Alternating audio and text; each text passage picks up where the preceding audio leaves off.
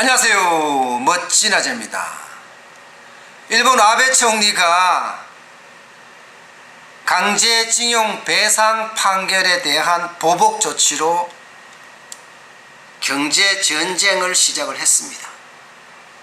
우리 반도체 핵심 소재 3가지, 에칭가스나 리지스트나 폴리이미드나 여기에 대한 수출을 지금까지는 간소화하던 것을 절차대로 하겠다, 이렇게 포문을 열었어요. 그랬더니 난리가 난 거예요. 언론은 언론대로 난리가 나고 기업은 기업대로 지금 큰일 났다, 이거 어떻게 해야 되지? 발을 동동 구르고 있습니다. 그런데 정작 조용한 것은 청와대예요. 청와대는 아무 대책이 없어요. 말도 없고요. 심지어 문재인 대통령이 참석한 국무회의에서 일본의 경제 보복에 대한 이야기가 한마디도 없었다는 겁니다. 그러니까 난리가 났어, 언론에서. 도대체 청와대는 뭐 하느냐? 일본은 아베 총리가 직접 나서서 이번 보복 조치는 WTO 규정 위반 아니다, 이렇게까지 설명을 하고 있거든요. 우리가 수출을 안 한다는 게 아니다, 지금까지 간소화해 주던 것을 절차대로 하자는 거다, 이게 무슨 WTO 협정 위반이냐, 이렇게까지 강변을 하고 있습니다.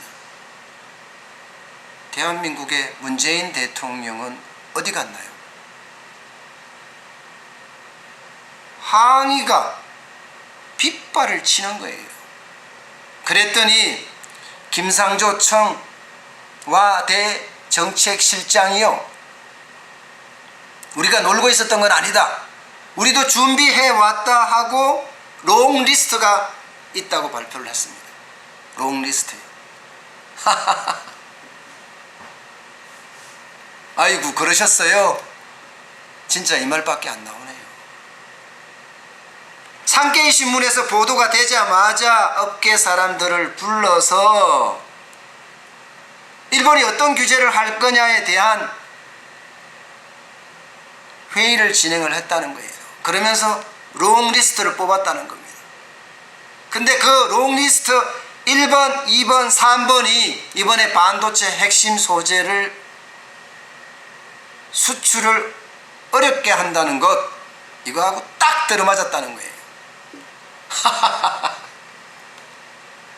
참 웃음이 나옵니다. 웃음이. 1, 2, 3번이 딱 들어맞아서. 그래서 어쨌다고요? 지금 업계는요, 발을 동동동동 구르고 있습니다. 일이 터지기 전에 막았어야지. 지금 와서 롱리스트를 만들었다느니, 업계 사람들을 만나서 회의를 했다느니, 이게 뭐가 중요합니까? 놀고 있었잖아요. 그동안 작년 10월 30일이에요. 강제징용에 대한 배상 판결이 대법원에서 난 날이 말입니다.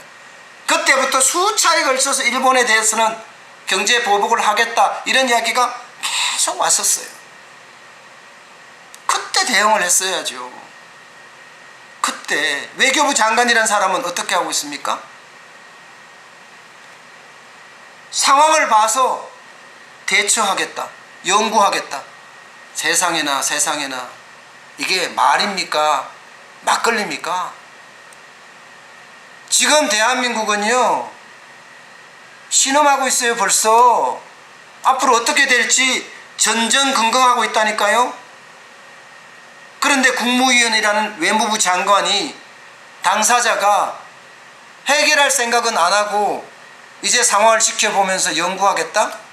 야, 진짜 미친다. 이래서는 안 되죠. 이거요, 상황이 길어지면 길어지는 만큼 감정의 골은 더 깊어지고요, 감정의 골이 깊어지면 깊어지는 만큼 협상의 여지는 더더욱 어려집니다. 진짜 어려워집니다. 그렇게 되면 기업의 피해는 막대할 거고요, 그에 따른 경제 위축은요, 가히 상상하지 못할 정도로 커질 수도 있습니다. 지금 그야말로 전 국가가 나서서 대비책을 마련해야 합니다. 위기는 기회잖아요. 이 기회를 제대로 잡아야 된다고요. 내가 놀지 않았느니, 열심히 일했느니 이게 중요한 게 아니라니까요.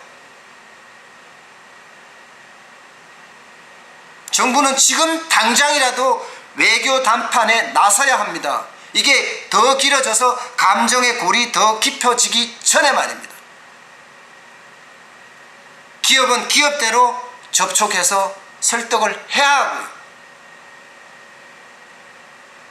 국민은 국민대로 너무 감정으로 몰고 갈 것이 아니라 이성적이고 객관적이고 냉철하게 판단해야 되는 그런 시기입니다. 이 어려움이요, 생각보다가 더 심각할 수가 있어요.